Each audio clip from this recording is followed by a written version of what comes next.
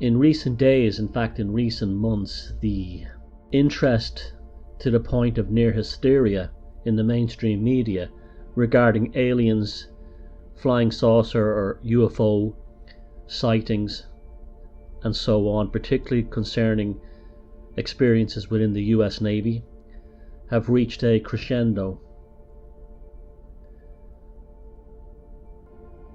For the longest time, I never believed in the extraterrestrial idea in terms of visiting the Earth, simply because there was no evidence of this that I was aware of. And by evidence, I mean evidence of craft coming from other planets or other galaxies and flying to this planet and landing, or even being seen in the skies above. There was zero evidence of this that I could find. Everything seemed to be a result of culturally entrenched tropes to force this idea home, and there's a good reason for this to do with the military, which I shall explain in a short while. However, regarding the ET aspect, that all changed for me with the appearance last year of the Oumuamua asteroid, which came into the solar system from an unexpected direction from deep space and absolutely took a turn at a sharp angle, appearing to have been intelligently controlled. Now, assuming that the information that we're giving on this is correct, and it seems to be, as it's verifiable from numerous scientific and cosmological bodies around the world, that this object did indeed take a sharp angle. The skeptics claim that this was caused by gaseous emissions which act almost like propulsion jets and push the asteroid away as it came closer to the sun. But this would not explain the sudden change in angle. This would not make this happen. Yes, such gaseous emissions and jets would cause it to change direction, but not to make a severe turn. For me, that was proof that this was almost certainly an intelligently controlled object, assuming again we're going by correct information and we're being told the truth. And the scientists haven't made a mistake, and it doesn't seem that they have.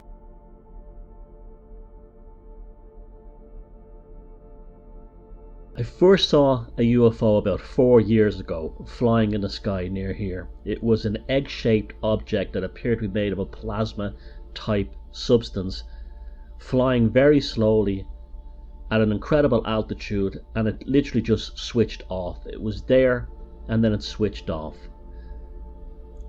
I did not make the assumption that I was dealing with a spaceship from another planet with visiting aliens. I continued on my assumption, my primary assumption, that the alien, UFO, ET, abduction and entire phenomena is an evolving, ongoing version of the fairy archetype. Our ancestors saw fairies, jinn, demons, archons, whatever you want to call them. We see great aliens. This is also compounded by the fact that there seemed to be an automatic early response to this, calling them little green men, as a way of besmirching and mocking the experience. And I found it always very interesting that of all the colours they pick the colours associated with nature spirits from the fairy world. Green as in natural, as in nature. Even though the vast majority of alien sightings very rarely reported little green men. There has in fact been a couple of reported sightings of real little green men to do with the alien experience. If you've seen my other videos, I believe the men in black and even the bogus social worker phenomena is all tied in with this. It's part of the fairy experience in terms of how it evolves with culture and technology.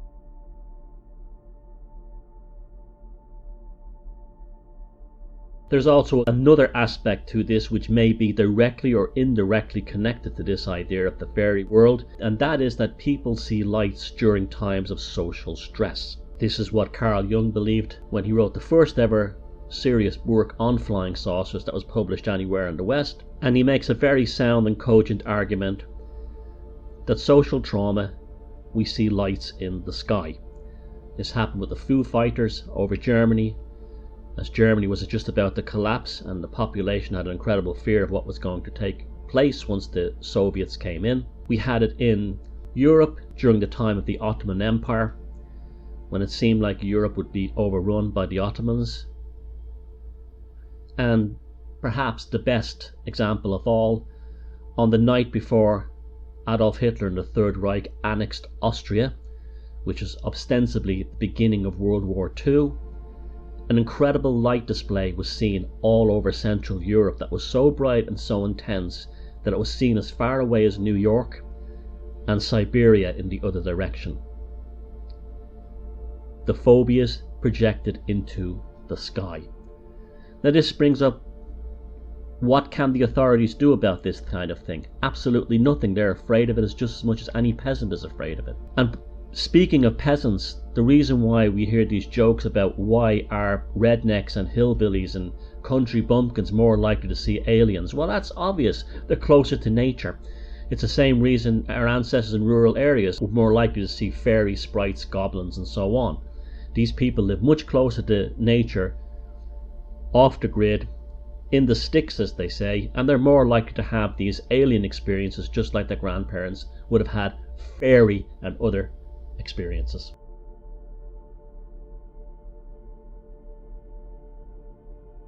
In terms of this current flap of UFO sightings, which is unprecedented in terms of the hysteria we're seeing, I've not seen anything like this in my lifetime. You would have to go back to the Roswell incident, which was absolutely a psyop. It was created in 1947 as a Cold War propaganda psychological operation to calm the very real terrors of Americans shocked that the Soviets had successfully obtained the blueprints for the atomic bomb from certain Manhattan Project scientists, almost certainly Oppenheimer, who had leaked the plans out through a network of Bolshevik sympathizers to the NKVD's Ministry of Machine Building in Moscow. The potential for massive widespread panic and mass hysteria among the US population had to be quelled before the USSR detonated their first atomic weapons. Therefore, Roswell was devised to make it seem to the public in the US that the US military had spaceman technology, so the population could still feel that they had the technological and military edge over the communists. A plan was devised almost certainly by the same Nazis brought to the USA with Operation Paperclip, and who would have been coaching the US authorities on the weaponized occult mind control, if you've read my book Walpurgis Night, of the American population, as had been so successfully achieved in Germany from 1919 to 1945. The US administration had to make the American population believe that they would never again lose against the Russians, as the US military would have their own wonder weapon, or at least alien defense technology against the Russian atomic attacks. So that therefore the Roswell incident was to take place in tandem with other high-profile flying saucer sightings around the same time, as well as to use Hollywood to industrialize the concept of aliens from outer space visiting the Earth within the minds of the population. It was vital that Americans had to believe that flying saucers were not only real, but that the aliens would somehow leak their fantastic technology exclusively to the God-fearing, apple pie and freedom-loving Americans, in the same way treasonous American scientists, in order to create a nuclear balance in the world, had leaked the atomic secrets to the Soviets. So towards the end of the Second World War, American military was greatly surprised and impressed with the devotion that the German population retained for the Third Reich right up until Walpurgis Night in 1945, actually believing that Hitler had a last-minute wonder weapon to save them. When Germany had lost everything, the majority of the German population still retained the fanatical belief in a wonder weapon to be unveiled at the last moment. Tens of thousands of German military and civilians died in the final days of the Second World War, actually believing that a wonder weapon was about to be unleashed in order to save the fatherland. As a result of witnessing such socially engineered mythology, this would have not been lost on the US military, who eventually would want a wonder weapon of their own, and Roswell was to be it, a weapon which exists purely in the minds of the population, and one in which millions of Americans and other people around the world to this day still firmly believe in, the ultimate black magic spell. to create a fanatical devotion to something which is not materially real, yet designed to hold the target within a purposely created, repressed state of consciousness. All this black magic spell required was a few bits of tinfoil on a military base, photos of military-looking guys holding these pieces of nothing, something or other to do with flying saucers in the news headlines, then act like it was all very top secret. And then the military trying desperately to hide what the crash was from the public in order to create a mystique, and ultimately the Reds from finding out, until American GIs were running out of flying saucers with blazing guns towards the Kremlin to teach the commies a lesson. A major aspect of the psychological operation was the continuous and often repeated tales that the alien metal found at Roswell was indestructible, and therefore only Americans had the ability to be indestructible. Then the terrified and near psychotic population's wild imagination would fill in the rest of the details. All Hollywood had to do was keep making movies about how powerful alien technology is in defeating conventional weapons, while major publishing houses set up orders to write books, which were very widely distributed, that flying saucers are indeed real. The rest is history, and for the countless millions to this day, the truth is still out there and they still want to believe, and that's the very essence of black magic.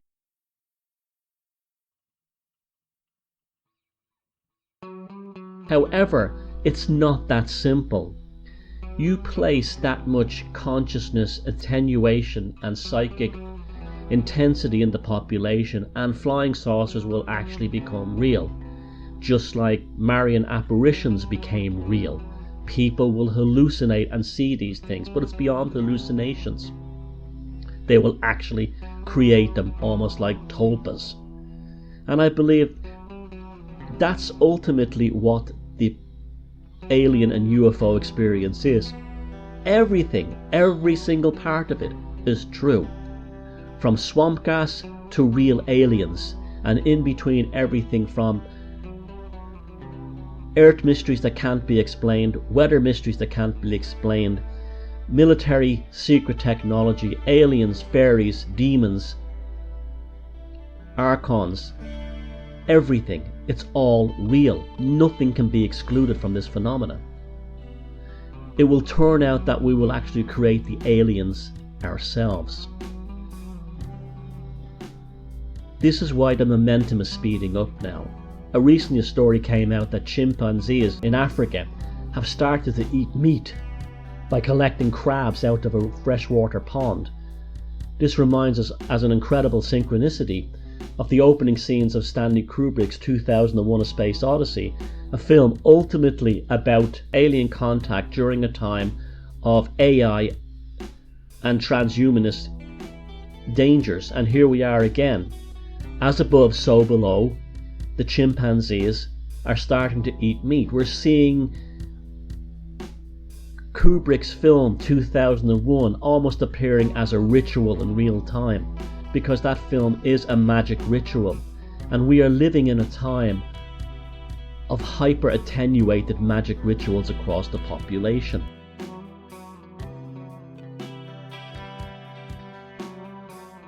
The fears are out there creating the lights in the sky.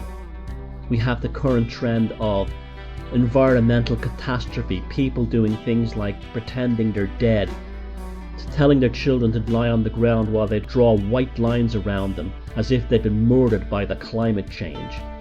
Real fears are being generated within the masses, and the lights are appearing in the sky again. The pilots are chasing these unknown lights. The fears are out there again.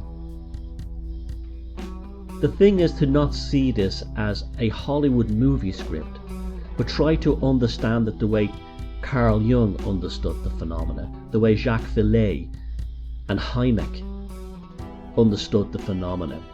It's beyond comprehension. The aliens are real and they're not real. The ETs are real and they're not real. Ultimately, all that's real is nothing, but from nothing spools all the potentials to create this. We get exactly what our consciousness has conjured.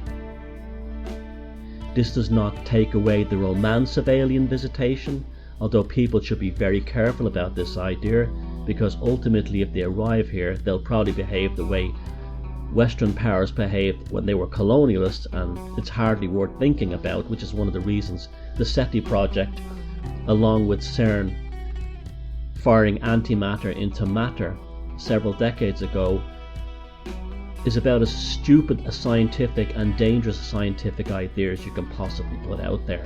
Again, it was a product of the hippies and the whole love thy neighbour thing of the 60s that ultimately came out of the Jesus freaks were in the hippie movements, that our aliens would love us and this kind of thing.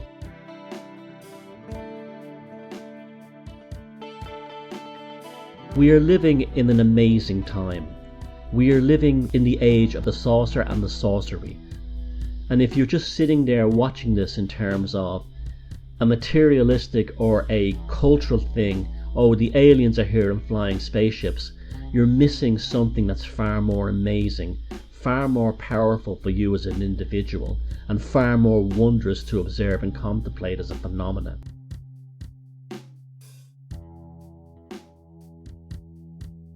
The aliens and the occult are inseparable. They are part of the spiritual, magic, consciousness mysteries that makes us human on this planet. My personal belief regarding what the authorities, the powers that be, believe about aliens is they don't understand them. They're as bewildered, amazed, frightened and terrified of them as the rednecks in Alabama they make fun of who claim to have been abducted by them. So they create a black magic narrative which they can control, which the population will believe, but ultimately may be robbing us of our elevation along with the evolution of our personal consciousness. Don't get locked into the spaceman narrative.